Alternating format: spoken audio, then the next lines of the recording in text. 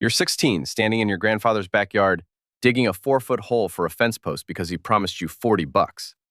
By the time you're 40, you'll hang off a steel structure 300 feet up, in the dark, in a hurricane, and earn more in 1 week than your old man made in 3 months.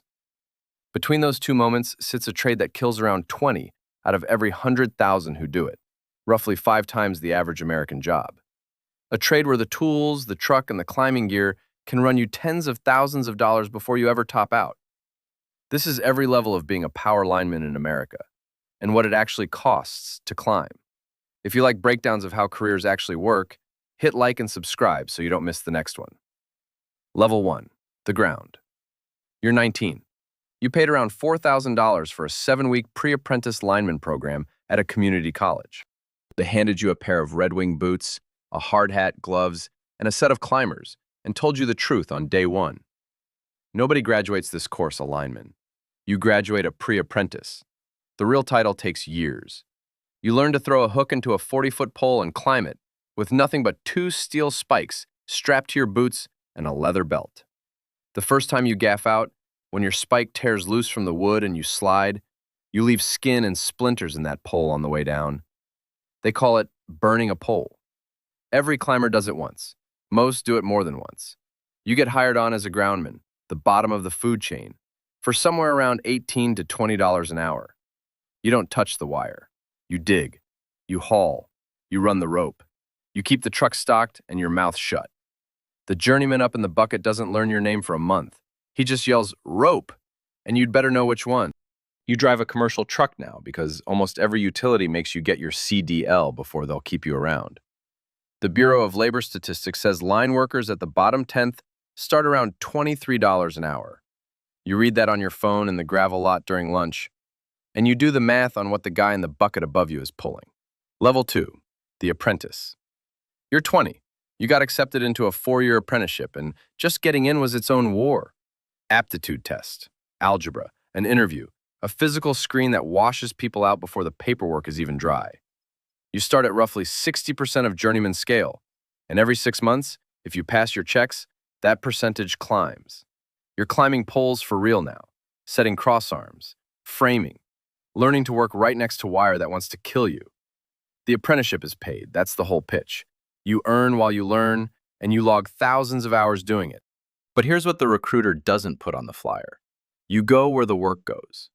Apprentices end up on traveling crews that cover 3 or 4 states at a time. You live in a motel off the interstate. You eat gas station food. You learn what a per diem is, and you learn to stretch it. You miss your kid's first steps over a video call from a job trailer in another state. Half the guys who start with you don't finish. They wash out, they get hurt, or they just go home and don't come back. The ones who stay get tougher and quieter. You stop arguing with the foreman, not because he's always right, but because arguing is a tell. You study lockout, tagout, and grounding like other people study scripture, because the day you get it wrong is the day you don't come home. You watch a senior apprentice take a flash. The arc lit up the inside of his face shield. He lived. He came back.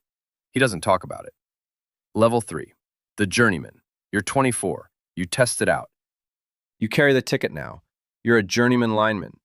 The median journeyman wage runs around $44 to $48 an hour, depending on where you stand and who you work for. In a union local in California or New York, the total package, wages plus benefits, can clear $85 to $110 an hour. That's among the highest paid work in any trade in the country, and it's because of the 4-letter word nobody says out loud at dinner: death. You're in the bucket now. You're the one who tells the new groundman which rope. You're the one whose name he's scared to forget. You learn to work hot, energized line, gloved up, rubber sleeves, every move deliberate, because there is no second mistake at this voltage. A normal 40-hour week at $50 an hour is $2,000 before taxes. Good money, steady money. And then the storm comes. Level 3.5, the storm. A hurricane lines up on the Gulf and your phone rings at 2 in the morning. The dispatcher wants to know if you can roll in 6 hours. You say yes before you're fully awake, because this is the call you've been waiting for. Storm work pays differently. Overtime, double time, plus a per diem stacked on top, plus travel time, plus a hotel. A short 3-day storm on all double time, 36 hours at $100 an hour, plus $450 in per diem, is $4 grand before you've even unpacked. A good journeyman storm week lands somewhere between $5,000 and $12,000 gross. Some guys clear $13,000, $14,000 in a single week. Linemen will tell you flat out, they make 40 to 50% of their entire year during storm season. So you chase them. You drive into the place everyone else is driving away from. You work 16-hour days in standing water, around downed primary, backfed generators, broken neutrals, and trees bent double under tension. This is the most dangerous work in the trade. New crew, new town, tired men, bad footing, and customers walking through your work zone in flip-flops. The money is real, the danger is real, and the bill comes later. You miss Thanksgiving. You miss the birthday. You miss the recital. Your wife stops asking when you'll be home, and that silence is worse than the fighting was. The trade gives you a truck, a boat, a paid-off house. It takes the years you can't get back, and it never tells you the exchange rate up front. Level 4. The foreman. You're 31. They made you a foreman, which sounds like a promotion until you see the check. The premium is small, a few dollars an hour over journeyman scale. The money barely moves. Everything else does. There's no test for this, no certificate. A superintendent taps you because he trusts your blueprint reading, your crew, and your ability to keep people alive. Now you run the crew. 2, 4, 6 men. You read the prints. You talk to the operator on every single lift. You own the morning safety briefing. And you own it when something goes wrong. When the bucket clips the wrong wire, when somebody freezes at the top, the radio call comes to you first. You learn the hardest math in the trade. You're paid a little more to carry a lot more, and the weight is other men's lives. Level 5. The general foreman. You're 38. You oversee every foreman on the job now. 20, 30 hands report up through their foreman to you. The pay creeps into the 70s and 80s a year, with top earners pushing past 110,000. You don't climb much anymore. You sequence steel. You make sure the right pole is on the right truck on the right morning. You sit in meetings with the utility, the project superintendent, the engineers, and you translate their drawings into a day's work for men in the dirt. And the body you climbed with for 15 years is sending the invoice now. Your knees ache before you're out of bed. Your shoulders grind. Your back has a weather forecast built into it. You took a fall years back, or a flash, or just 20 years of climbing, and your spine remembers all of it. You watch younger guys eat ibuprofen like candy, and you don't say anything, because you've got the same bottle in your own truck. Level 6. The superintendent. You're 46. You cross the line. You're not hourly anymore. You're salaried company staff, 6 figures, with a truck and a phone that never stops. You run the whole line operation on a project, maybe several projects at once.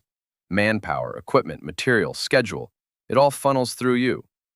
You sit in the owner's meeting where a single day of delay costs the contractor $50,000 in damages. You don't climb this ladder with a wrench anymore. You climb it with a spreadsheet. And every morning you walk past the new 19-year-old groundman, digging a hole, soaked through, and you remember exactly where you started. Level 7. The owner. You're 54. You stopped climbing 9 years ago. You bought a line construction outfit, a few bucket trucks, a yard, and a contract with a utility. You sit in a bid room with a project manager and a surety underwriter, and you talk in EBITDA multiples, not dollars an hour. You learn that the demand has never been higher. Aging grid, renewables, EV charging, data centers. There's more wire going up than at any time in decades. You also learn who you're really competing against. Above you sits Quanta Services, a company built by buying more than 200 line and infrastructure contractors, 60,000 workers strong. In one deal, in a single summer, Quanta bought one electrical contractor for $1.5 billion in mostly cash. These are the names that own the grid now. Most people who flip a light switch have never heard a single one of them. You build it, you bid it, you make payroll on Friday. And the giants quietly buy up the whole trade around you, one outfit at a time. The final beat. You're 56. The buyer is younger than you. He's got a journeyman ticket and a wife who keeps his books. He's signing for the company the same way you signed 15 years ago. Same nerves, same handshake over a coffee machine that still doesn't work right. The check clears on a Tuesday.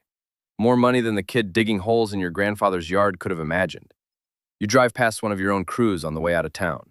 There's a 19-year-old groundman in the ditch, soaked, running the rope, keeping his mouth shut. The journeyman in the bucket yells, "Rope!" and the kid grabs the right one without looking. He's learning. He doesn't look up. He doesn't know you. He doesn't know that the man who just sold the company started exactly where he's standing, in a hole, in the rain, for hourly pay. He doesn't know that the wire he's about to help hang will still be carrying current long after every man on this crew is gone. The grid you built outlives you. The poles outlive you. The current never stops. You kept showing up. You kept climbing. That was the whole trick. The kid wipes his hands on his jeans and reaches for the next coil of rope. You put the truck in drive and you go home.